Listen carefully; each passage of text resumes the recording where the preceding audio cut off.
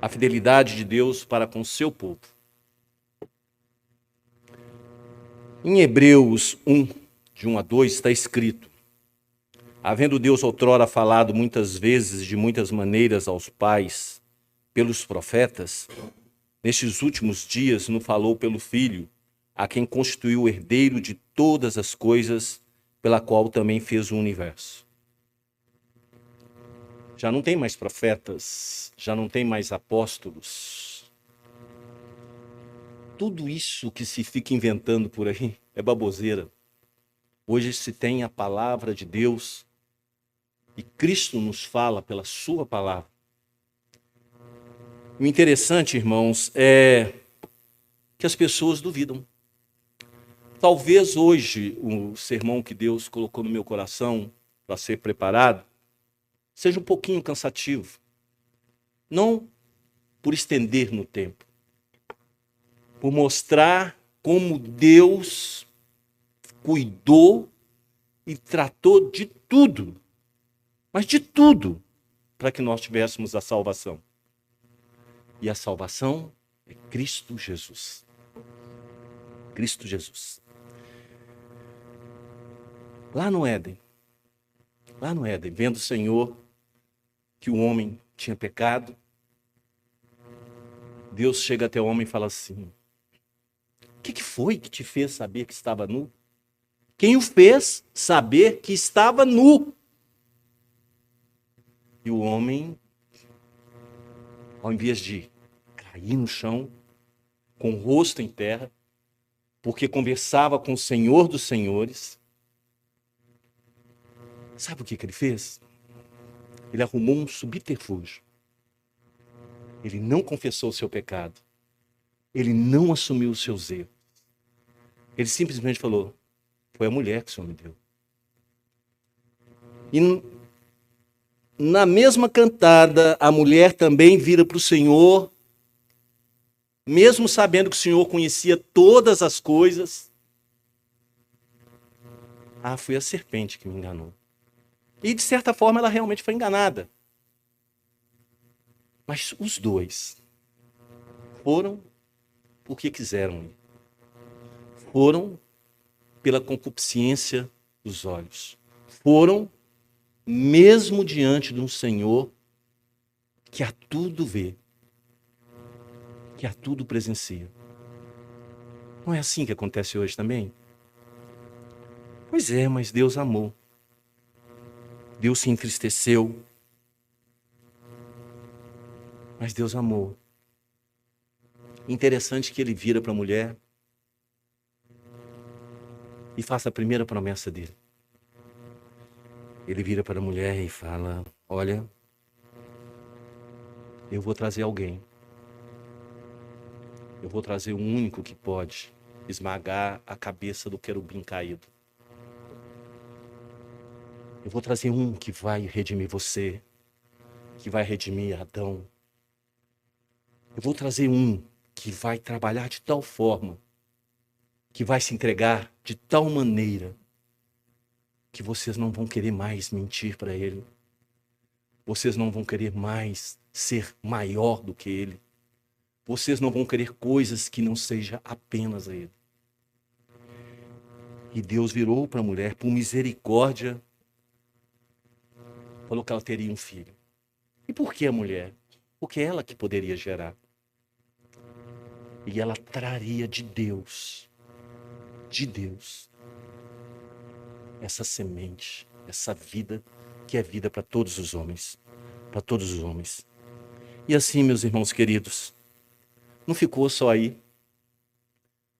No decorrer da história, esse Deus maravilhoso, esse Deus que muitos questionam, esse Deus que duvidam deles, esse Deus na história,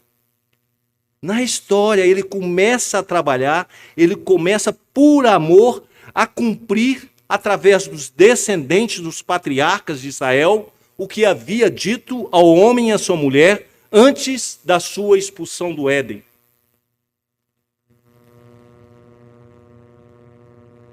Ele chama Abraão. Abraão, sai da tua parentela. Sai desse lugar que você está, Abraão. esse lugar podre, mundano, sem esperança. Sai da sua parentela. Vem, que eu vou te dar uma terra que emana leite e mel. E nesse chamado, Deus vai cuidando. Ele vai cuidando de famílias. Porque para Deus interessa famílias. E ele vai trabalhando, e quando ele chama a Abraão, e quando ele chama o pai de família, quando ele chama e faz um compromisso com esse homem ou com essa mulher, ele o faz porque ele quer que isso se estenda a toda a sua geração.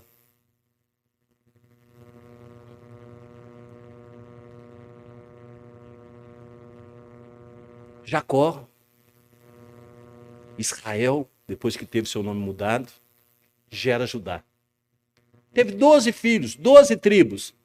Mas aqui, o mais importante para nós é a tribo de Judá. Porque nós vamos começar a ver o que os teólogos hoje chamam de tornetor, que é isso de trabalhar com famílias, cuidar de famílias, proteger famílias, estabelecer essas famílias diante de guerra, estabelecer essas famílias diante de tristeza, estabelecer essas famílias diante de morte, porque ele prometeu que viria o Salvador. Como ele nos promete hoje, que nós temos a esperança, porque ele vai voltar e vai reedificar a nossa casa, o nosso templo, o templo dele, o nosso corpo, glorificando a nossa vida, para que sejamos semelhantes a ele. E Jacó gera Judá. E aquele povo, lá naquele contexto, mesmo diante das desesperanças, da violência, acertos e erros, sabe que Deus não o abandonou. E você sabe disso também. Nós sabemos disso também. Está chegando o final de ano. É uma época de reflexão. E se você dá uma olhadinha para trás, não para se atemorizar com o que ficou atrás, mas para ver o que o Senhor já fez por você no decorrer desse 2023, ficar estarrecido. Você vai ficar, eu garanto que você vai ficar estarrecido.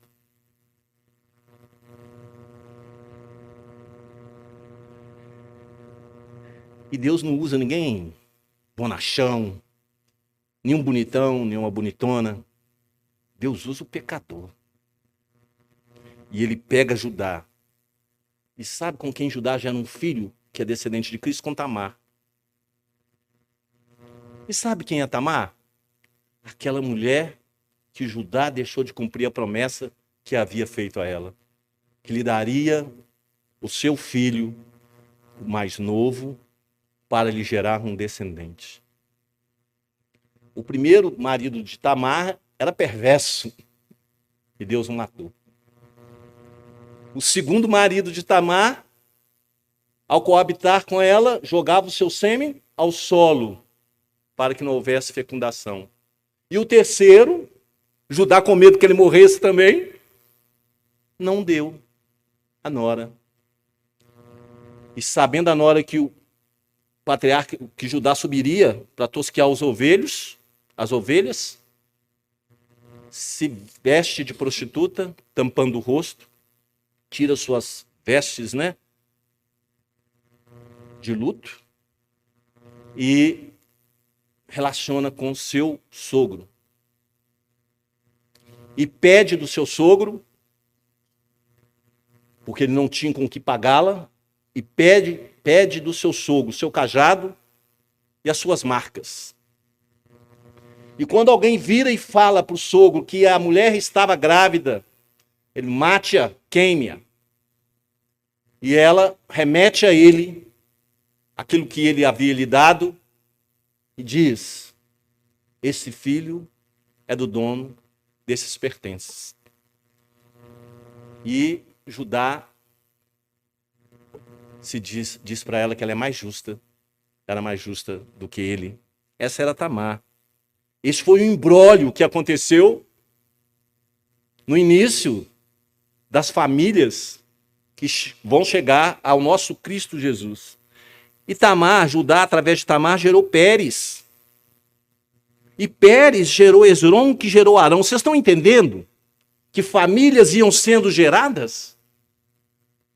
Não tem o nome da mulher aqui, porque a tradição não permitia assim. Mas vocês estão vendo que Deus começou a trabalhar famílias. E vocês vão ver que isso é através de séculos e séculos. Será que é coincidência? Será que esse Cristo é uma coincidência? É uma invenção? Já que famílias, a Bíblia fala, e hoje existe comprovação tácita da existência daqueles que eles achavam que não existia. Davi, Ezequias, comprovados em museu de Israel. Não é coincidência, meus irmãos. Ponha no coração de vocês, é isso que Deus quer trazer hoje no coração de vocês. Não é coincidência, não é história da carochinha, não é uma coisa inventada para trabalhar, para enriquecer o folclore de uma nação. É história. Famílias de sangue como o meu e como o seu, que correm nas veias, que estavam vivendo, que estavam enfrentando dificuldades, mas que tinha um propósito de Deus sobre elas. Fazer vir o Cristo, o Salvador dos homens. Hezron que gerou Arão, Arão que gerou Aminadab, que gerou a Nasson, que gerou a Salmão. E Salmão, este, de Raabe.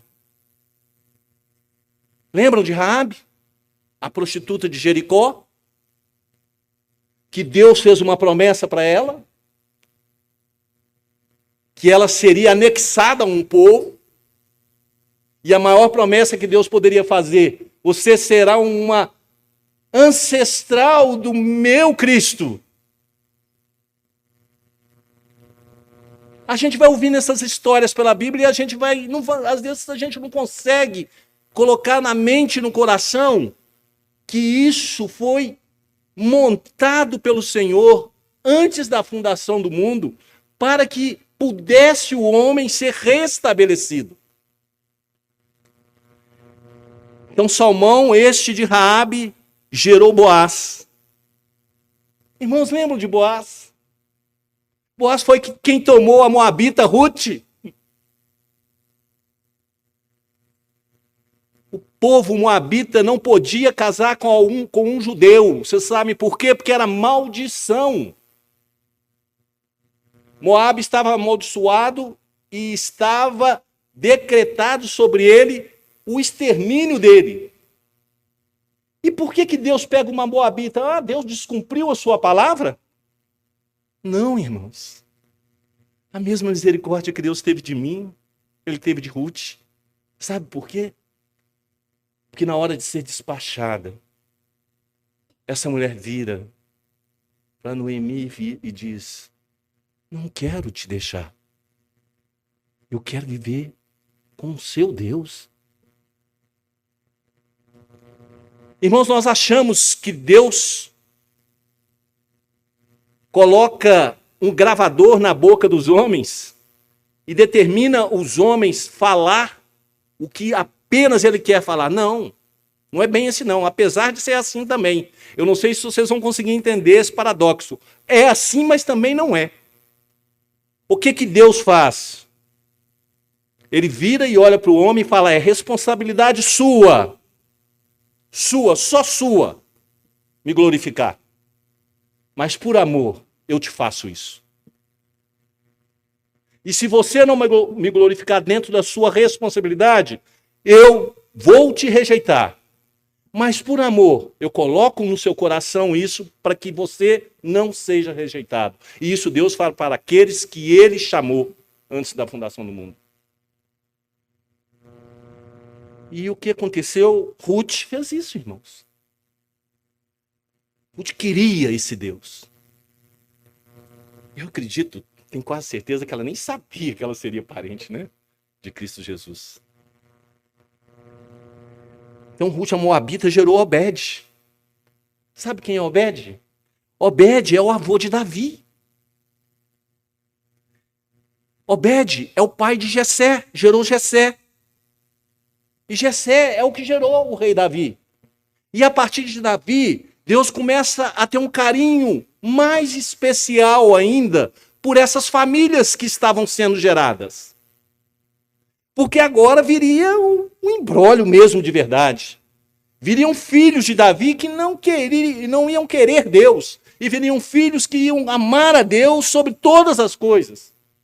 Como isso? E todos eles seriam ancestrais de Cristo Jesus. Mas Deus vira para Davi, lá em 2 Samuel 7, 1:29, e diz que o seu descendente sentaria em seu trono e este permaneceria para sempre. E assim gera Davi a Salomão. Engraçado que na descendência de Maria gera Betsaba, Natã. Mas isso é para uma outra pregação. Outro descendente de Davi, contudo, que não fora rei. Que não fora rei em Israel. E essa que é a versão de Mateus, ela é exclusiva para o povo judeu crer que o Senhor é da raiz de Davi. É aquele toco fumegante lá de Isaías, lembra? Que foi cortado, mas as raízes permaneceram. Senhor Jesus, descendente de José. Aqui se trata da descendência de José.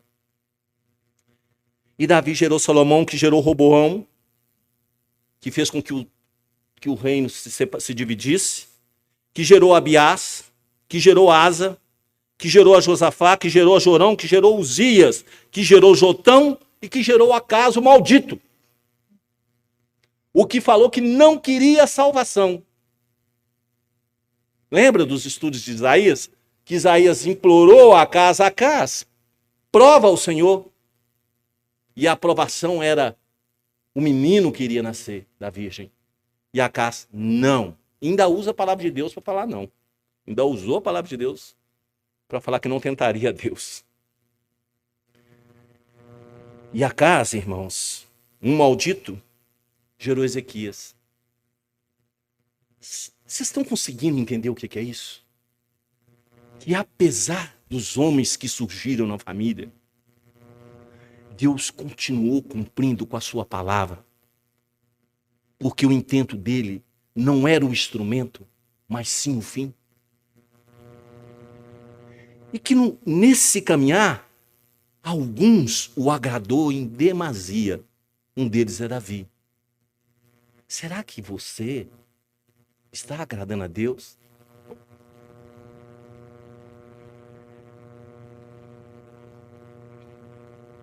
Ezequias gerou Manassés, que de acordo com a tradição rabínica, matou Isaías dentro de um toco de árvore e cortou ele no meio. E Manassés gerou Amon, que gerou Josias, que gerou Jeconias no tempo do exílio. Até no exílio, Deus lembrou do povo, Deus lembrou da sua promessa e Deus estava cumprindo o que ele iria fazer, trazer de famílias o Salvador das famílias, o Salvador meu, o meu Salvador, o Salvador individual, mas o Salvador que trabalha com as famílias, que alegra o coração dos homens. Deus não abandona suas promessas, pois não é homem para que minta, nem filho do homem para que se arrependa. Jamais, escutem, irmãos, jamais deixou de agir ou cumprir quando empenhou sua palavra. Me mostra na palavra de Deus se ele não avisava e se ele não avisa antes de trazer ou a disciplina ou a destruição de alguém. Me mostra, ele avisa antes, ele chama antes e ele fala o que vai acontecer. Ele não esconde. Porque ele não é homem para mentir. E nem filho do homem para que volte atrás. Irmãos, Deus não abandona suas promessas. Deus não abandona suas promessas. Mesmo no exílio, Deus preservou os descendentes de Davi, e alguns anos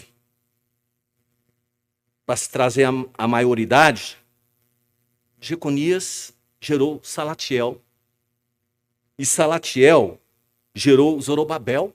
Lembra que nós estamos estudando aqui, Zorobabel? O que edificou o quê? Os alicerces do templo e os muros, iniciou a construção dos muros de Jerusalém. A história de Deus é maravilhosa. A história de Cristo é fenomenal. Se você parar para pensar, você vai entender que ele não é brincadeira, não é invencionice humana. Que se você for pesquisar nas histórias antigas, como estão... Às vezes Deus fala assim, eu vou dar uma colherzinha de chá para o ser humano.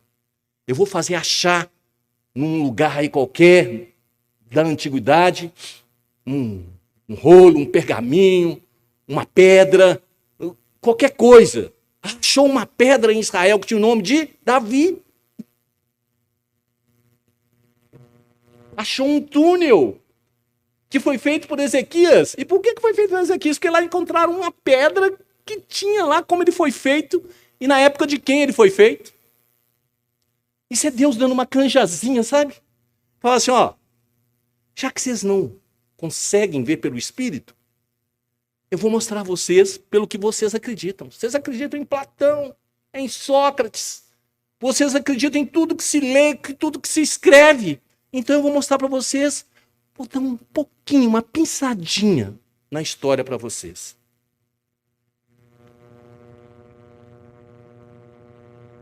Zorobabel gerou Abiúde, gerou Eliaquim, que gerou Azor, que gerou Aquim, que gerou Eliúde, que gerou Eleazar, que gerou Matã, que gerou Jacó, que gerou José, marido de Maria, do qual nasceu aquele que pisou, esmagou a cabeça da serpente, quebrou o jugo, retirou a vara que feriu o seu povo.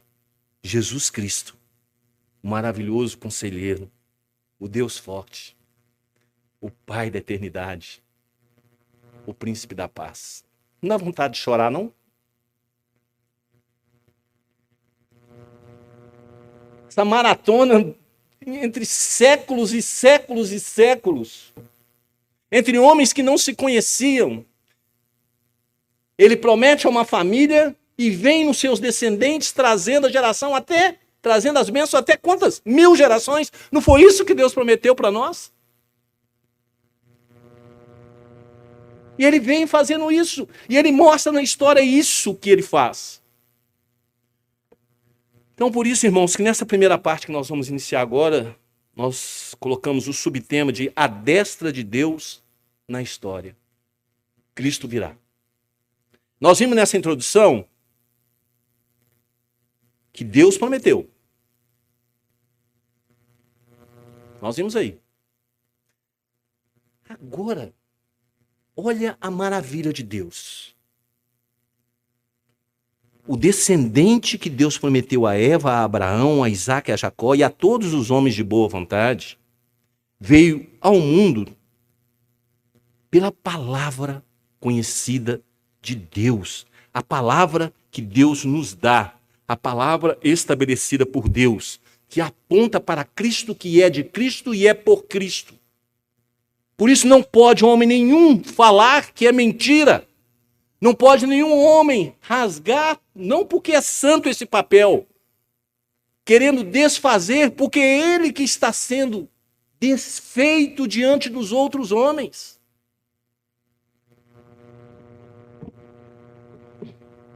Toda palavra aponta para Cristo. Do nascimento, irmãos, toda palavra aponta para Cristo. Lembra? Olha Cristo na história, olha a mão de Deus na história. Do nascimento de João Batista, que guiado pelo Espírito de Deus e a virtude de Elias, é preparado o caminho do rei. Pelo profeta Isaías, de que a virgem daria à luz a um menino, o que o seu nome seria Emanuel, Deus conosco, que ele seria grande e da descendência de Davi, e será chamado Filho do Altíssimo. O Senhor lhe dará eternamente o trono de Davi. Falava de Cristo Jesus e apontava para Cristo Jesus. Pela profecia de Balaão, irmãos, vê-lo-ei, mas não agora. Contemplá-lo-ei, mas não de perto. Uma estrela procederá de Jacó, e de Israel subirá o cetro, que ferirá as têmporas de Moabe e destruirá os filhos de Sete.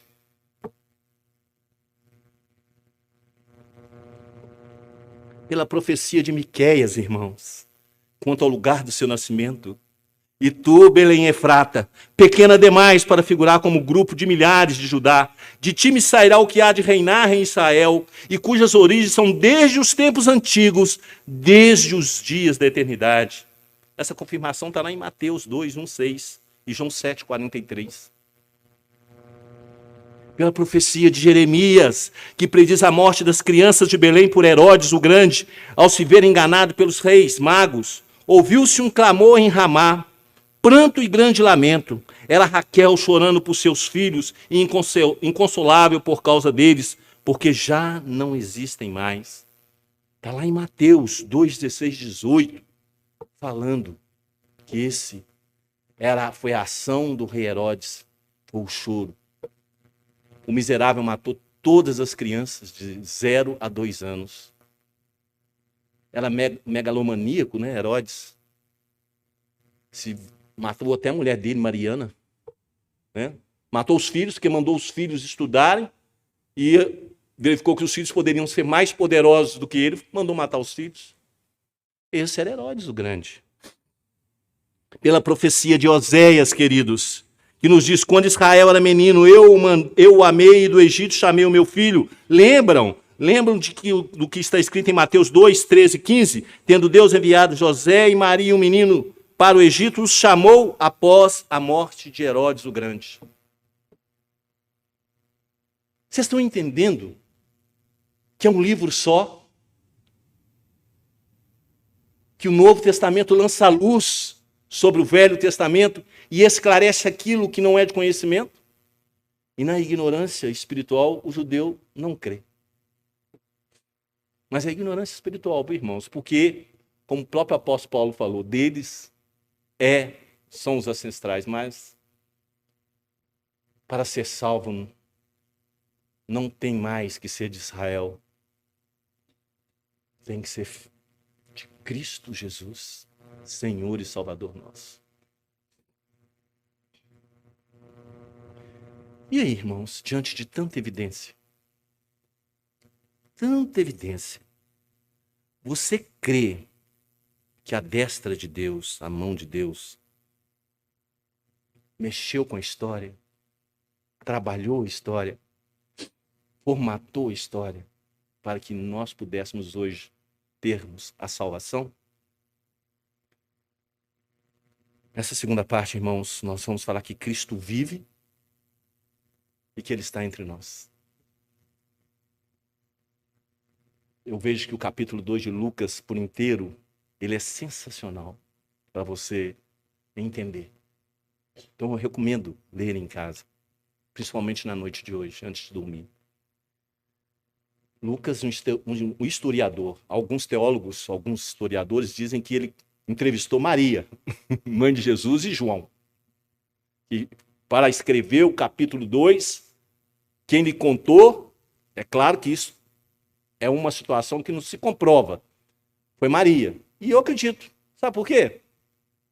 Como é que ele ia saber que Simeão tomou o filho da mão da mãe, que a mãe tudo escutava? Como é que ele ia saber, lá no finalzinho do capítulo 2, que não é o foco do nosso sermão, que Simeão falou para a mãe do menino que ela sofreria e que ela viria o sofrimento do filho? Como é que ele ia saber de todas essas coisas? Não se engane, irmãos. Depois de tudo que eu falei com vocês, se vocês não tiverem alegria em Cristo Jesus, repensem a vida de vocês. Pode repensar a vida de cada um, se você não tiver alegria em Jesus. E a alegria em Jesus é uma alegria total, global, em todas as situações da sua vida e da minha vida. Em todas. A palavra de Deus nos diz que havia em Jerusalém um homem chamado Simeão. Homem este justo e piedoso que esperava a consolação de Israel, e o Espírito Santo estava sobre ele. Revelara-lhe o Espírito Santo que não passaria pela morte antes de ver o Cristo do Senhor. Lucas 2, 25, 26. Aqui, irmãos, neste versículo, a palavra nos diz que existia um justo em Jerusalém. E esse homem atendia pelo nome de Simeão. E que ele era justo e piedoso. Mas engraçado, né? Porque alguém fala assim, mas não existe homem justo. Mas só que logo depois, Deus fala aqui na palavra dele, e o Espírito Santo estava sobre ele. Por isso ele era justo, irmãos. O Espírito estava sobre ele, o Espírito está em nós. Então, se pecamos, nós entristecemos o Espírito. Naquele contexto que o Espírito estava sobre, quem pecava, como Saul, o Espírito se retirava. Por isso que Davi, no seu salmo, faz a oração, Senhor, não me abandone. Mas ele prometeu lá em Jeremias, não foi? Que agora não ia mais fazer, que não ia mais ser assim. Que ele escreveria no nosso coração e nós não esqueceríamos. Que ele nos chamaria e que pelo Espírito dele ele nos justificaria. E nos justificando, falando que apesar dos nossos pecados, nós éramos justos. A gente está caminhando, tá? Um dia nós vamos ser justos totalmente. Mas somos justos porque fomos justificados por Deus. Mas um dia essa justificação vai ser vista em nós pela resplandecência e glorificação do corpo e estar vivendo com Cristo.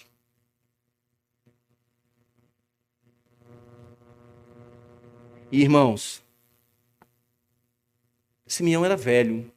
A Bíblia nos diz e nos leva a inferir que ele era um velho. Ele era um homem, de acordo com alguns historiadores que eu li, dos 80 e poucos anos de idade. E ele ia todo dia no templo. E ficava no templo. Aqui a gente acredita que ele estava no pórtico do Pátio das Mulheres, porque um pouco depois desses versículos que nós lemos, nós vamos ler sobre Ana, a profetisa, e nós vamos ver que ela estava ali. E nós vamos ver que Maria também se dirigiu para ali, porque depois dos 40 dias ela tinha que se purificar, ela levou 2 pombinhos para a purificação dela, e ela tinha que cumprir o que estava escrito na lei de Moisés, que ela levava o primogênito para ser consagrado a Deus, porque a lei determinava que todo primogênito tinha que ser consagrado a Deus. Então esse homem era velho, mas esse homem tinha esperança. Ele era persistente. Ele não se dobrava diante da desesperança. Ah, irmãos, como é bom ouvir isso da palavra de Deus e saber que você vai envelhecendo, e quanto mais você envelhece, mais próximo você está dessa esperança, dessa visão de vida diferente, de vida sem dor, de vida sem lágrimas. Não que você queira morrer, porque conforme nos diz Paulo, nosso irmão Paulo, viver é Cristo.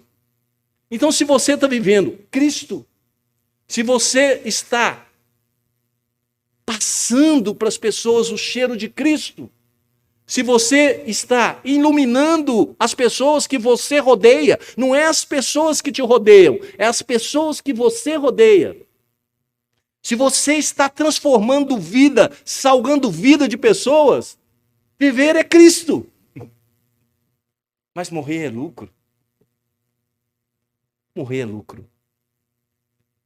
Mas eu estou constrangido a não morrer, a viver. Porque é necessário que muita obra seja feita em nome do nosso Senhor Jesus Cristo.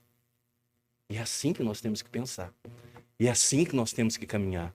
E é assim que nós temos que viver. Sabe o que esse homem fez na hora que ele viu Maria?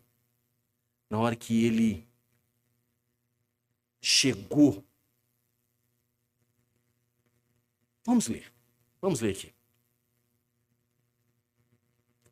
Movido pelo Espírito, foi ao templo, e quando os pais trouxeram o menino Jesus para fazerem com ele o que a lei ordenava, Simeão o tomou nos braços e louvou a Deus, dizendo: Agora, Senhor, pode despedir em paz o teu servo, segundo a tua palavra, porque os meus olhos já viram a tua salvação, a qual preparaste diante de todos os povos, luz para a revelação aos gentios e para a glória do teu povo de Israel. Sabe o que aconteceu com esse homem? Ele estava lá num pórtico e, pelo Espírito, ele olha para aquela mulher carregando o bebê, vindo com seu marido, e ele corre. Eu acredito que aquele homem correu mancando, porque devia ter artrose, artrite, e ele corre, e ele toma o bebê, e ele olha para o bebê, e ele fala: me despeça, Deus, porque eu vi antes da morte. Você sabia que você pode fazer isso? Que você pode falar isso para o Senhor? Não que você deseja a morte, é porque você viu Cristo antes de morrer. E por você ter visto Cristo antes de morrer, você é salvo. Você tem esperança. Você consegue caminhar. Porque você vai ser transformado dia após dia. Por pior que você seja, se você crê no Senhor Jesus, Ele vai te lapidando, Ele vai às vezes te quebrando, Ele às vezes te moe, Ele às vezes te transforma em pó para fazer um vaso novo. Essa é a nossa esperança. Esperança de vida, não de morte. Mas nós não nos esquecemos que a morte é lucro.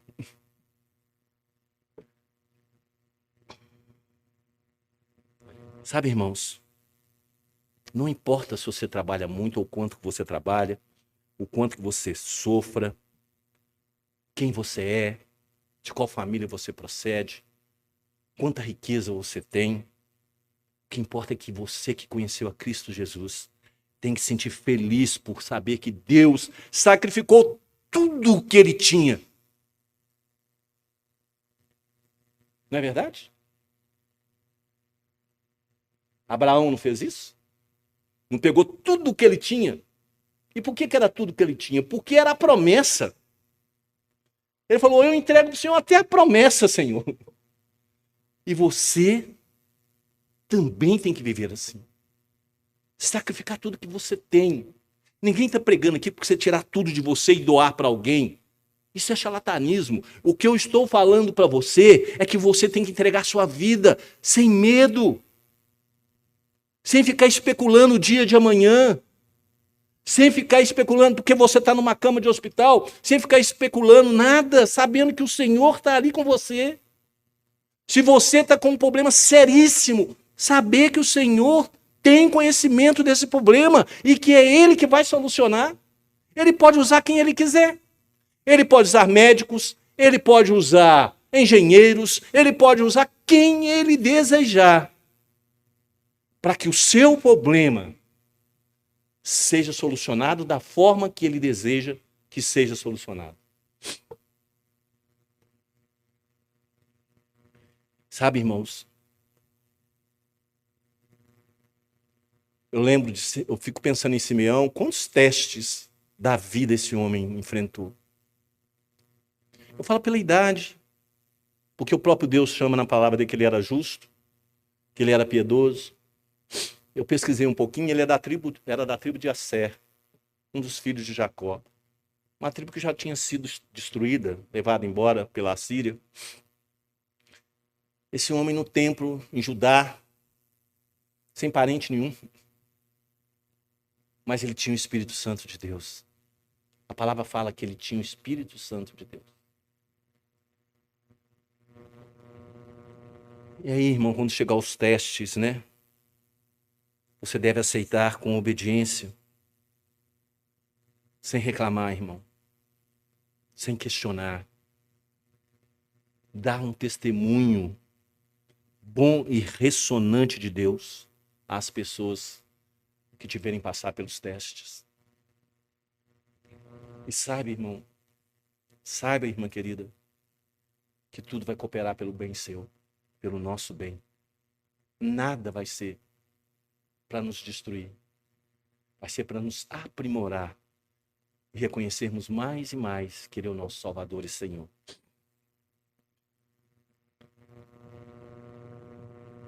A terceira parte, o subtema, nós colocamos: meus olhos viram a salvação dos homens. Então Simeão, movido pelo Espírito, pega o bebê, olha o bebê e pede a Deus.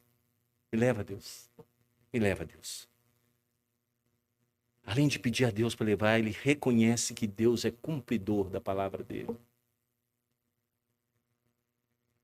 Além de reconhecer que Deus é cumpridor da palavra dele, Simeão, ao olhar a criança, ele entende que a salvação não é só para Israel. Que a salvação é para muitos. Não para todos, mas para muitos. E ele foi no templo pelo Espírito,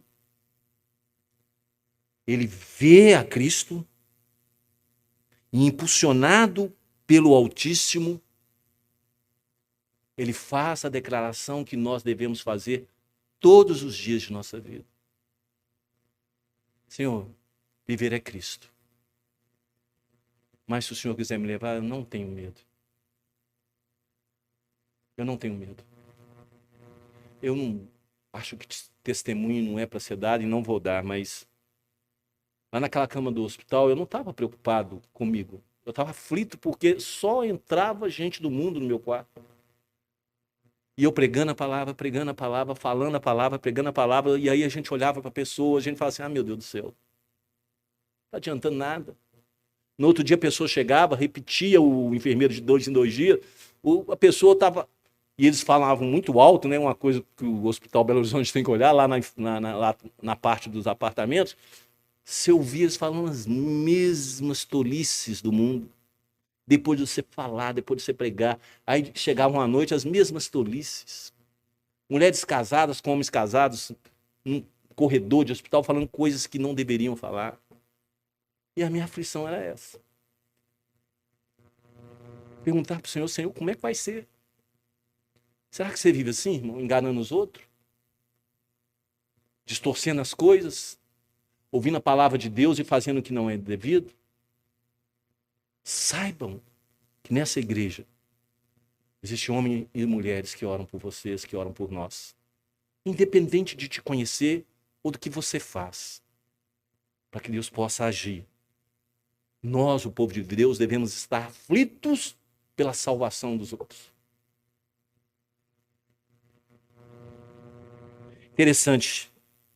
Quando Simeão pede a Deus para partir em paz, e quando ele agradece a Deus, aquele piedoso velhinho, tendo atingido o que havia sido seu maior desejo, ele atingiu o que foi o maior desejo dele, ver o Cristo, que foi prometido a ele pelo próprio Deus. Apesar de falar que poderia morrer, ele não se afastou. A Bíblia não fala como ele morreu.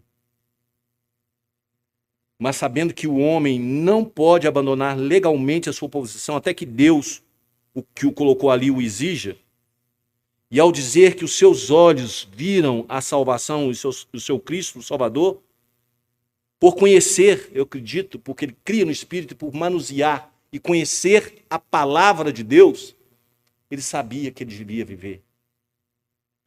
E que só deveria deixar a vida, a esperança de viver, na hora que o Senhor exigisse que fosse retirado desse mundo. Você está pensando em suicídio? Você está pensando em tirar a sua vida? Então você não manuseia bem a palavra do Senhor. E Simeão manuseava. Porque Cristo manda você viver e ir e pregar. E se você entrar numa casa e a casa não te receber bem, ao sair, sacuda os seus sapatos. E vá em frente. Prega mais. Fale mais. Em tempo e fora de tempo.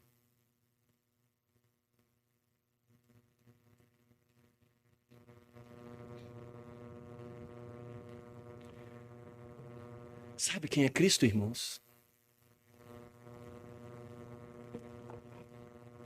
Ele é chamado de nossa defesa, a nossa canção, a nossa esperança,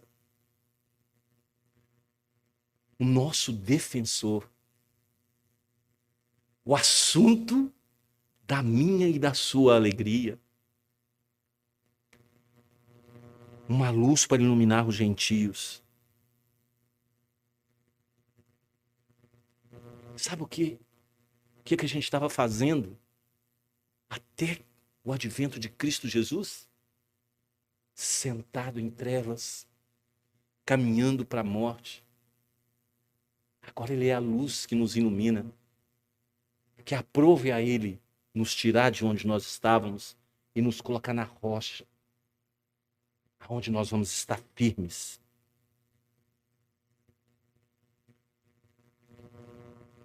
Ele é a justificação do Israel de Deus. Não é mais o Israel nação. Nunca foi. Se eu falar isso para um judeu, o judeu me mata, mas nunca foi. Sabe por que nunca foi? Porque até lá a palavra fala que tinha um remanescente fiel. Que não eram todos. O próprio Paulo não fala que nem todos que se dizem filhos de Abraão são israelitas. Nunca foi. Vamos aplicar, irmãos? Em Ezequiel 36, 26 a 27, o Senhor diz: porei o meu espírito em vocês e os levarei a agirem segundo os meus decretos. Simeão tinha o Espírito de Deus. E ele obedeceu. E ele foi lá no pórtico das mulheres, do pátio das mulheres, e viu o Cristo. O Espírito habita em você? Porque a palavra do Senhor fala que ele porá agora um Espírito em nós. Então vocês têm que obedecer. Vocês têm que agir conforme os decretos de Deus. Não tem desculpa para nós. Não tem. Você pode até se enganar, tentar se enganar, mas não tem. Quanto mais você se tenta enganar, mais você vai tomar conhecimento. Ou que você precisa urgentemente da misericórdia de Deus, ou que você é um filho do demônio. Quanto mais você tentar se enganar.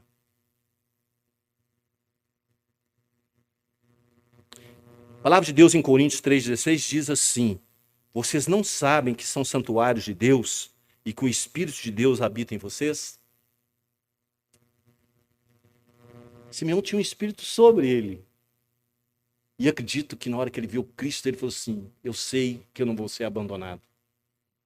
Mas hoje nós, aqueles que Cristo chamou, nós temos o Espírito habitando em nós. Naquela época, os homens tinham medo de Deus se retirar da presença deles. Hoje eu acho que o sofrimento é muito maior para nós, sabe por quê?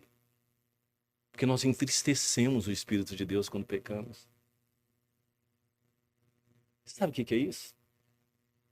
Deus vê a lama que você está enfiando e Ele é ali presente vendo. Irmãos, o Espírito nunca aponta o pecado para nós. O Espírito sempre nos aponta a direção que se chama Cristo.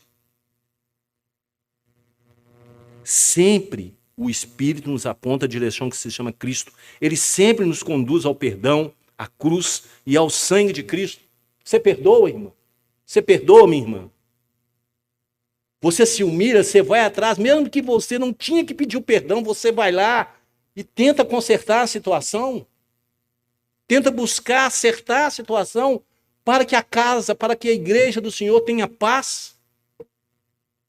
Você exerce o mandado de Deus que em tudo que depender de você, tende paz com todos os homens. Você faz isso com a sua esposa, marido. Esposa, você faz isso com o seu marido. Filhos, vocês fazem isso com pais. Pais, vocês não levam seus filhos à ira. Vocês estão vendo que tudo isso que está sendo falado aqui não são palavras minhas, são tiradas do texto, são palavras do Deus vivo.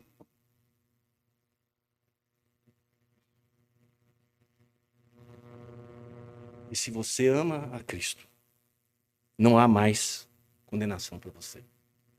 Concluindo, esse Cristo que nasceu aqui no livro de Lucas nos mostra. E esse Cristo que sofreu aquilo que o livro de Isaías nos mostrou. Esse Cristo ressuscitou. Ele está vivo. Ele está vivo por mim, está vivo por você. E ele o fez para nos livrar da morte que foi herdada por nós devido à desobediência de Adão. Ele nos chama Ele exige santidade de nós e ele exige que devemos colocar Deus à frente de todas as coisas, mesmo sendo impossível para nós.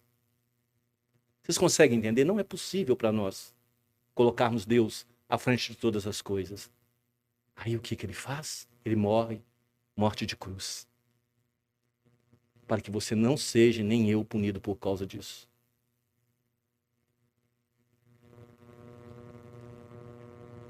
Vocês hoje tiveram a oportunidade de ver como que Deus tratou na história para que Cristo Jesus viesse e para que nós fôssemos salvos. Hoje, como é que nós vamos viver agora, aguardando o retorno dele?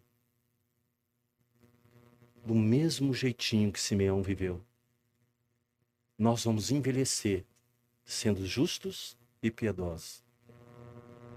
É isso que Deus requer de nós. O próprio Senhor Jesus nos disse: como o Pai me amou, assim eu os amei. Permaneçam no meu amor. Tendo-lhes dito estas palavras, para que a minha alegria esteja em vocês e a alegria de vocês seja completa. João 15, versículo 9 ao versículo 11. Que o Senhor tenha misericórdia de nós. Vou chamar o reverendo Giovan para que faça a oração e impetre a bênção sobre nós.